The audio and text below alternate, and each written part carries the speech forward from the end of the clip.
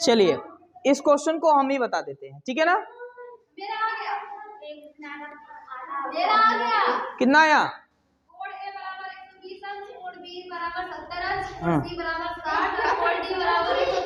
हाँ बच्चों अभी तभी जाएगा। चलिए और किसी का आया? चलिए अच्छा ठीक है, वो भी ठीक है। देखो चक्रीय चतुर्भुज में सम्मुख कोण है ना, चक्रीय चतुर्भुज में सम्मुख कोणों का जो योगफल होता है 180 अंश। ये चीज अगर नहीं जानोगे ये तो 100% आप लगा नहीं पाओगे, समझे ना। वृत्त में बने चतुर्भुज को चक्रीय चतुर्भुज बोलते हैं और चक्रीय चतुर्भुज के दो आमने सामने कोणों का योगफल कितना होता है? 180। कितना होता है? ये देखो ये और ये कोण, दोनों कोणों का योगफल कितना करेंगे? तो ये हो जाएगा -4x प्लस 4y प्लस 20 और कितना लेंगे टोटल? 180।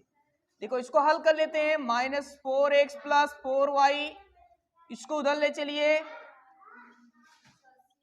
घटाएंगे कितना आएगा? इसमें से आप 4 कॉमन ले सकते हैं, ठीक है ना। इसमें से घटाइए कितना आया? 160। ये गुणे में है, उधर जाएगा भाग में हो जाएगा, कट जाएगा। 40 आया,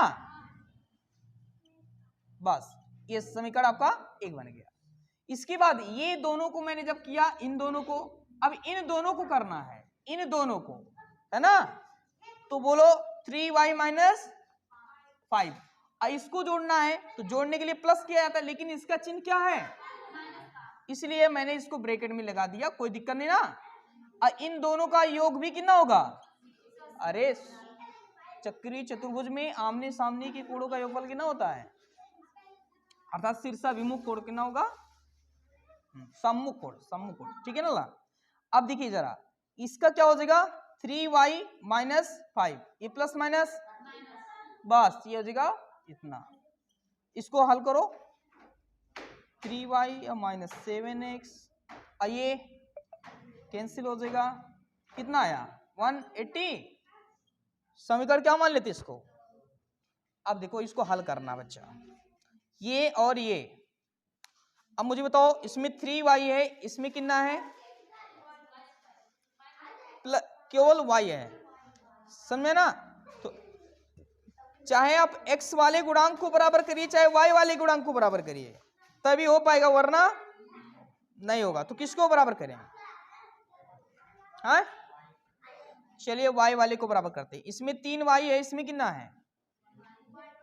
केवल y है, तो समीकरण 1 में 3 से गुणा कर देंगे। समीकरण 1 में 3 से गुणा करने पर जैसे गुणा करेंगे इसमें तो कितना हो जाएगा? -3x प्लस कितना हो जाएगा? 3y और 3 चौको 12 है। इस समीकरण आपको क्या बन गया? तीसरा। इसी में से इसको क्या कर दीजिए? घटा दीजिए। ये 3y है, ये भी किस में? 3y, दोनों प्लस प्लस में है ना, तो एक को माइनस में होना चाहिए, तो घटा देंगे। तो समीकरण 3 में से किसको घटा देना है? 2 वाले को। 3 में से किसको घटा देना है? 2 वाले को।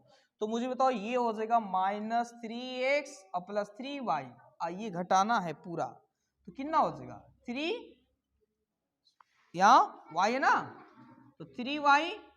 हाँ अब देखिए इसमें क्या किए, इसको मैंने मान रख दिया। समीकरण 3 में से 2 घटाना था, मैंने लिख दिया। 3 को पहले लिखा ये, और 2 वाले को घटाना था, ये वाला मैंने यहाँ लिख दिया। घटाने के चिन्ह माइनस लगा दिया, और उसके इधर वाले को भी लिखेंगे। तो कितना? 120 है ना, पहले 120 लिख दीजिए, और फिर किसको लिखना है? 180 लिखना है, 180। अब जरा देखिए इसको हल कर लीजिए, -3x और प्लस -3y माइनस 3y और माइनस माइनस प्लस, 180 यहाँ माइनस है ना, ये प्लस में ये माइनस में, 180 में से 120 घटेगा, -60, ये कैंसिल, ये दोनों हल होंगे।